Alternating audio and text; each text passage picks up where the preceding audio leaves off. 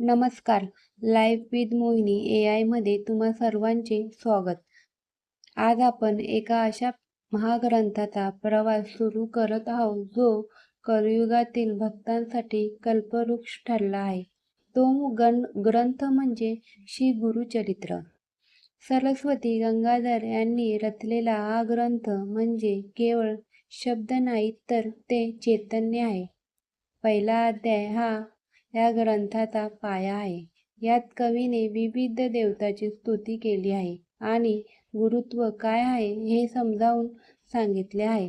चला तर मग या मंगलमयी प्रवासाला सुरुवात करूया. कोणतेही शुभ कार्याची सुरुवात आपण गणपतीच्या पूजनाने करतो. सरस्वती गंगाधर लिहितात, ओम नमोजी विघ्नहरा गजानन गिरिजकुमारा. लेखकाने प्रथम गणेशाला वंदन केले आहे, जो बुद्धीचा दाता आणि सर्व संकटाचा नाश करणारा आहे. त्यानंतर सरस्वती मातेचे स्मरण केले आहे. ती विनापाणी जिच्या कृपेने कवीला शब्दांचे लेणे लाभते.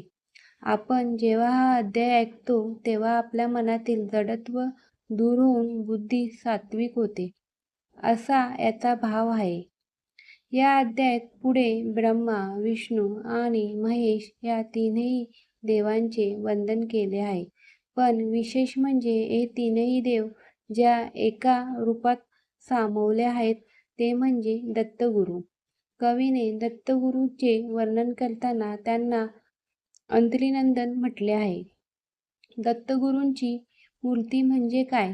त्यांच्या हातातील जपमाळ म्हणजे वेदांचे ज्ञान, कमंडलू म्हणजे शुद्धता आणि त्रिशूल म्हणजे अहंकाराचा नाश. या अध्यायात सांगितले आहे की जेव्हा पृथ्वीवर अधर्म वाढतो तेव्हा भक्ताच्या रक्षणासाठी गुरुदेव अवतार घेतात. कलियुगात सामान्य माणसाला संसाराच्या तपातून मुक्त करण्यासाठी श्रीपाद वल्लभ आणि नृसिंह सरस्वती यांनी अवतार घेतला. यांची पहिली ओळख या अध्यायात होते.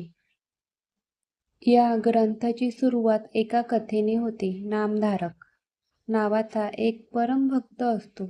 त्याचे पूर्वज पिढ्यानपिढ्या श्री गुरुचे भक्त असतात. पण तरीही नामधारकाच्या नशिबात दुःख आणि दारिद्र्य येते. तो व्याकुळ होऊन विचार करतो, माझी भक्ती कमी पडली की माझे गुरु मला विसरले. ही अवस्था आपल्या सर्वांची कधी ना कधी होते. आपण देवाला विचारतो, माझ्यासोबतच असे का होते? नामधारकाची ही व्याकुळता पाहून साक्षात सिद्धमुनी त्याला दर्शन देतात. सिद्धमुनी हे नृसिंह सरस्वतीचे पडशिक्षक आहेत. ते नामधारकाला सांगतात की अरे गुरु कधीच भक्ताला विसरत नाही. तुझ्या कर्माचा फेरा संपवण्यासाठी आणि तुला ज्ञान देण्यासाठी ही वेळ आली आहे. सिद्धमुनी नामधारकाला सांगतात की श्री गुरुचरित्राचे 52 अध्याय म्हणजे केवळ कथा नाही तर ते मंत्र आहेत. जो या ग्रंथाचे वाचन किंवा श्रवण करतो त्याला कोणत्याही संकटाची भीती उरत नाही. पहिला अध्याय हा मनाची तयारी करण्यासाठी आहे. यात नम्रता आहे, शरण जाण्याची वृत्ती आहे.